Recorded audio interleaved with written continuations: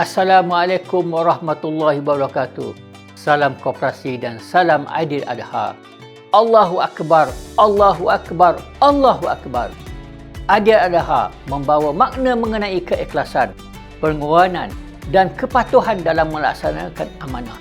Semangat ini amat dekat dengan prinsip gerakan koperasi yang sentiasa menitik beratkan nilai kerjasama demokrasi dan tanggungjawab bersama dalam membina kehidupan yang lebih baik untuk semua anggota.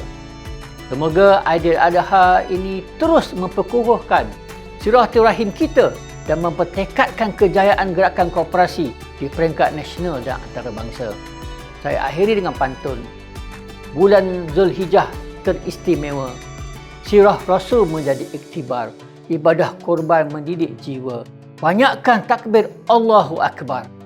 Dengan ini saya ucapkan selamat Hari Raya Aidil Adha. Maaf zahir dan batin. Sekian. Wabillahi taufiq wa hidayah. Wassalamualaikum warahmatullahi wabarakatuh.